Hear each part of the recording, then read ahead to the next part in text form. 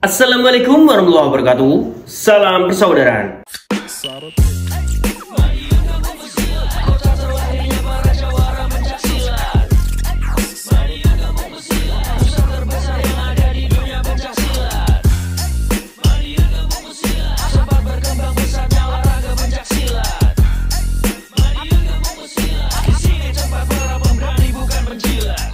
Dulur-dulur, selamat pagi. Semoga hari ini menjadi berkah buat kita semua dan apapun yang kita lakukan, semoga diberikan kemudahan oleh Tuhan Yang Maha Esa.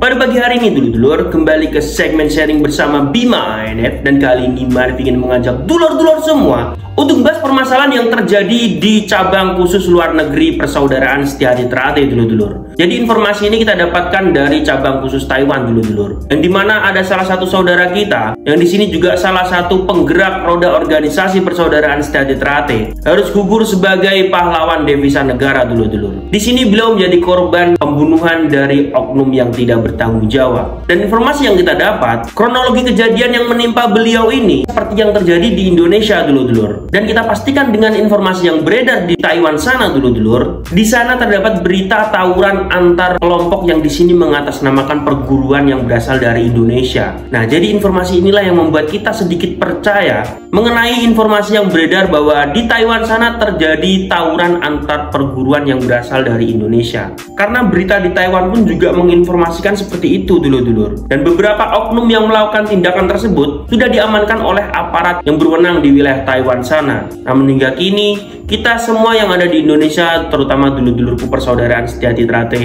masih menunggu informasi A1 mengenai kronologi kejadian yang menimpa saudara kita yang berasal dari Jawa Timur ini dan pelaku-pelaku yang telah melakukan tindakan keji ini dulur-dulur. Oke, jadi tadi adalah sedikit informasi yang Bima ANF dapat dulur-dulur. Kita di sini juga akan sedikit menanggapi mengenai kejadian tersebut dulur-dulur. Kalau saya gambarkan terhadap diri saya dulur-dulur, ketika awal saya merantau di Jakarta, memang di Jakarta ini banyak sekali perguruan ya, berbagai macam perguruan, dan terutama perguruan dari Jawa Timur pun juga ada di sini dulur-dulur.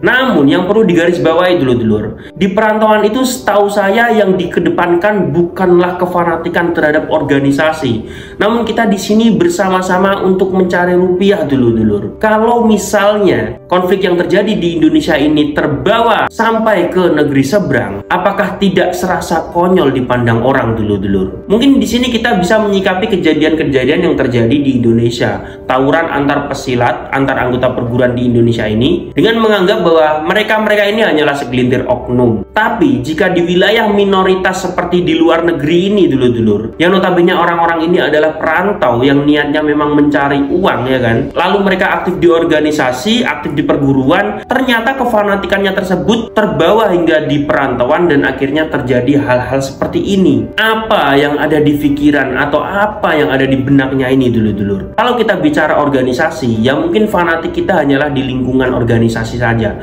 Tapi apabila kita sudah bicara negara ya kan, satu bangsa, satu tanah air, kita di negeri orang sama-sama mencari uang ya kan, seharusnya yang kita kedepankan adalah rasa nasionalisme kita.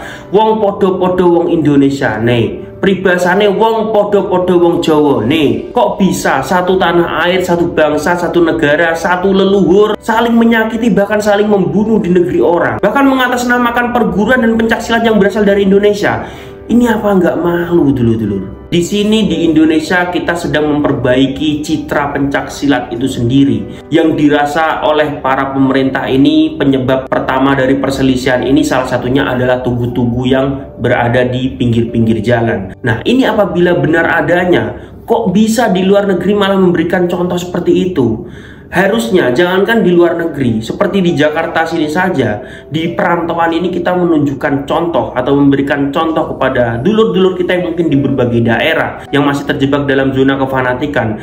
Ini loh betapa eratnya persaudaraan di luar daerah, betapa eratnya persaudaraan sesama perantau, tanpa membeda-bedakan, tanpa melihat latar belakangmu apa. Yang kita tahu ya, kita di sini sama-sama nyari duit, sama-sama nyari rezeki. Yang dikhawatirkan apabila hal ini memang benar adanya dan terus-terus seperti ini, kasihan adik-adik kita atau generasi-generasi berikutnya yang ingin mengikuti langkah kita untuk mencari pundi-pundi rupiah di Indonesia seperti ini, di negara luar seperti itu. Sangat disayangkan. Di sini seharusnya kita mengenalkan kepada bangsa-bangsa di luar sana bahwa Indonesia itu persaudaraannya sekuat ini. Melalui wadah pencak silat, melalui wadah perguruan, kita sama-sama pewaris tunggal yang sudah diresmikan oleh UNESCO, pewaris budaya pencak silat yang sah. Dengan dilandasi rasa persaudaraan, walau posisinya ini di negeri orang, kita tetap menunjukkan bahwa kita ini solid, kita ini kompak, persaudaraan kita kuat. Jadi seperti itu dulur-dulur. Semoga video ini difahami oleh dulur-dulur semua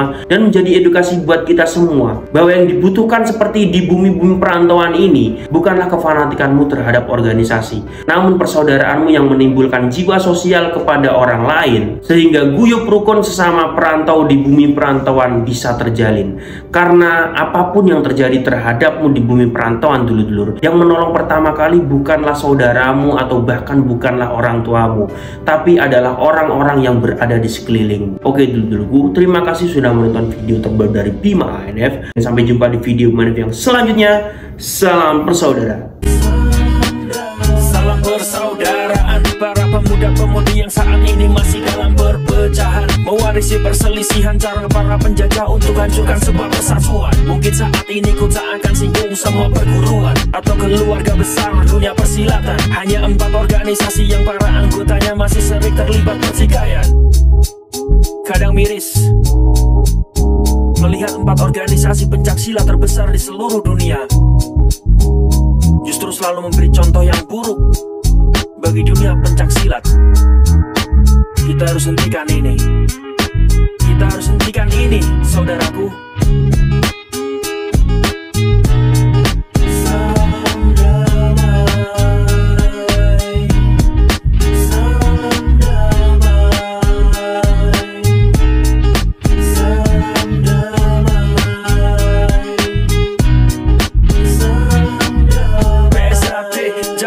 Kotori indah bunga karatemu dengan darah saudaramu.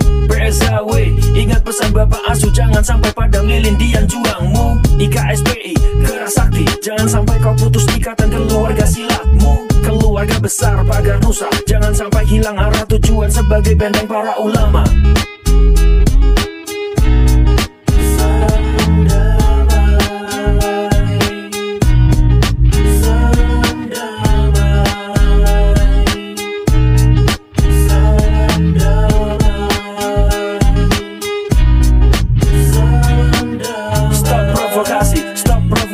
Demi tetap utuhnya persatuan NKRI. Jangan ada lagi pertumpahan darah dengan bangsa sendiri. Tetap jaga tanah air ini. Budaya pencak silat bukan untuk saling membunuh dengan sesama umat manusia.